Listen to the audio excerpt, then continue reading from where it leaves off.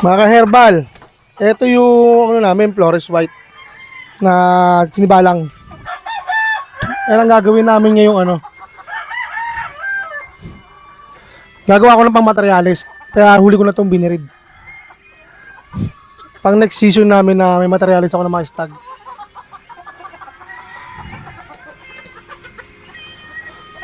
Mali magiging ano yan, 7818.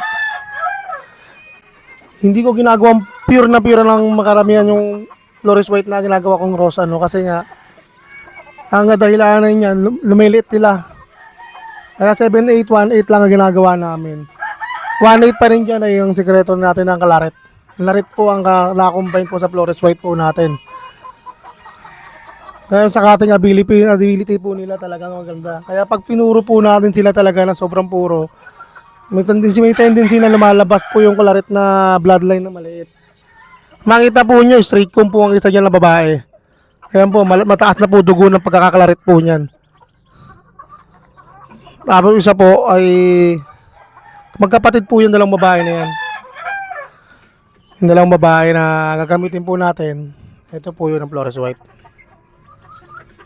Pinainom na po natin sa hairbox. Hindi ko na pinakita. Napakabait po kasi niya ng tandang na yan. Away muna bago hawak. Ganda po sukat niyan. Maganda tayo. At nagbigay na po sa atin ng magandang champion. Diyan po tayo nakilala sa bilang magmamanok sa puti natin na yan. Ayan ang tawag namin ng Flores White. Yung mga bago lang yung babae na yan, nagpapakipot pa. So, mamaya okay na yan, huli na yan. At sanay na yung broodcock natin dyan. May masinalang naman tayo na maputi. Saan na ba yun? Andun nakalagay dun sa flying pen. Sa battery cage. Pakita ko sa inyo. Ito yung sa Flores White namin na ano. Yan po, Flores White po yan. Yung siya na yan. Yung dulo po ay Kelso, red Kelso, pure. Tapos ito po yung pangalawa po na to. Pure red Kelso rin po to. Na lalaki, na babae. Yung nasa dulo po ay ano po natin yan. Part gray. Nagaling sa Alexander Game Farm. Ng Bacolod. Bali, ito pong dalawang pure natin na Kelso. Yan po yung pinambabanggaan natin sa mga puti na nagiging Flores White po natin. Yung puti po natin na yun, may dugo po yan na white Kelso at red Kelso. Pero mas karamihan po yan, may dugo po yan na red Kelso. Kaya nagiging sinibalang po sila. Yan po. Ang lalabas po yan. Yan po lalabas yan pag binuo mo yan.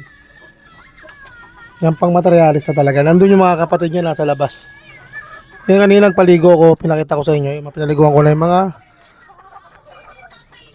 yung mga bata natin na Spartan na paakit natin sa bundok. Yan, Spartan po yan. Yung mga pakawala ko na nahuli, pinaliguan ko na rin para hindi sila makulit. Ayun po ang ano natin, Papay Gray po natin na imported.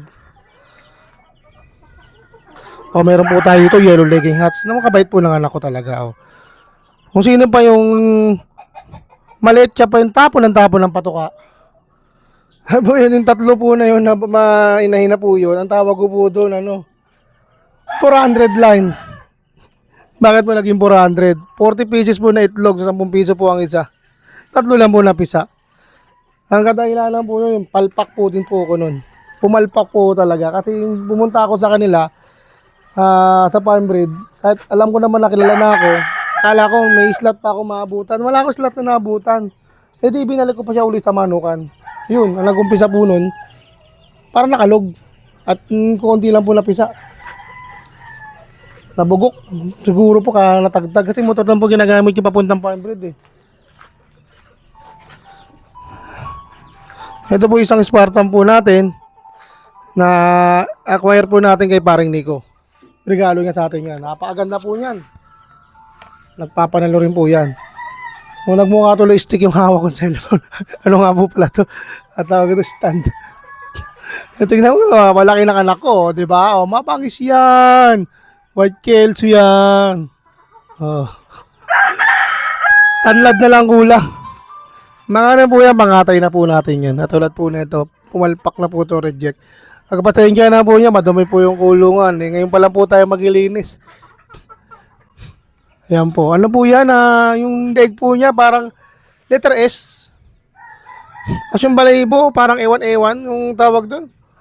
Gulo-gulo, parang nagpakulot po yata yan eh.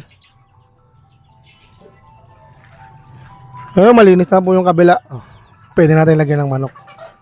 Hingiran po natin sa kapitbahay muna natin. Nabili na po yan. Dati yan po taga-manukan ko malaki. Kaya kahit hindi na po ako magmanukan sana sa bundok. Okay na ako dito eh. Kaya naman po mag-produce ng 50 tali dito eh.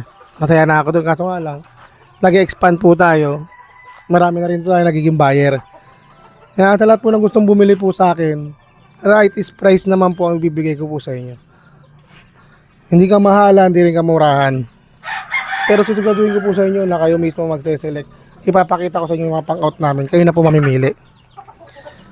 Mahirap po kasing sabihin ko, maganda to, maganda to, maganda to. Kung hindi nyo naman po nahawakan, mas maganda po kung pupunta kayo. Sa malalayo naman po, yung mga nagtitiwala, katulad po ng mga Tayabas, Quezon, Bicol, Cebu, Surigao, mga kumuha po sa atin malalayo. Pinagkatiwalaan po nila tayo.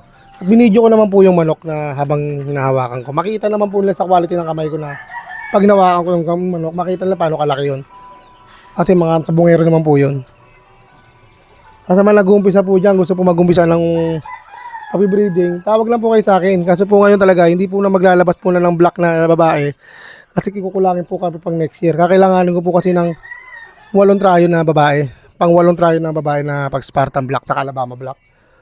Sa puti naman po, ay titignan po natin makapaglabas po tayo. Pero kung gusto niyo po makakuha ng puti namin, pwede ko mo kayo bigyan ng ilang piraso tapos yung mga tawag doon, mga red side naman ng mga Flores white. Maglalabas po ng yun, ng sinibalang. Pero hindi po maglalabas ng pure white yun. Malabo po yun. Pag lumabas yun, sapsoy na yun. Ayun po, pag yung red kelso po namin, nagbinigay namin sa inyo, maglalabas po ng sinibalang yun. Kasi po 50-50 po yun. Ginagamit namin na pang grid. Nag 3-way cross po kasi kami pag ginagamitan po namin ng, ginagawa po namin ng ang Flores white.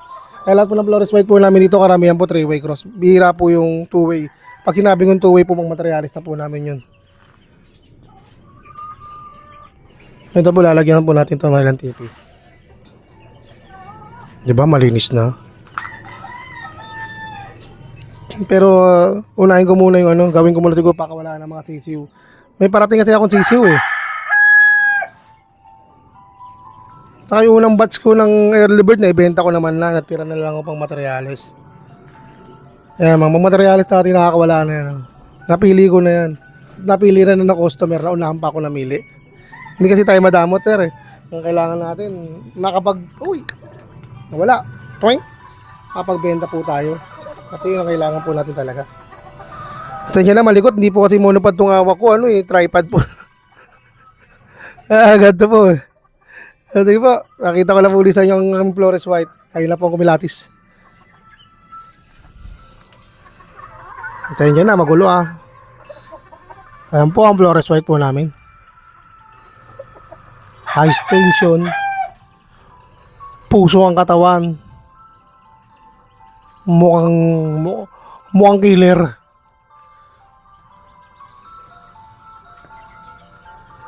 Kaya gusto mo makita ng spar po niyan, PM lang tayo. Papakita ko po yung laro ng spar po niyan. Mga kaibigan, mga ka-herbal, ako yung magpapaalam na po. Kakain muna po tayo. Break time. See you. Ay, paki-subscribe naman po yung channel ko, mga kabayan, mga ka-herbal po dyan. Shoutout ko po yung Herbox family at saka yung Excellent family. Maraming salamat po sa lahat ng tumulong at sumusuporta sa ating channel. God bless po sa inyong lahat. Kita-kits po tayo sa susunod na expo. Joke lang, malayo pa yun. Stag. Sige po. Goodbye. See you.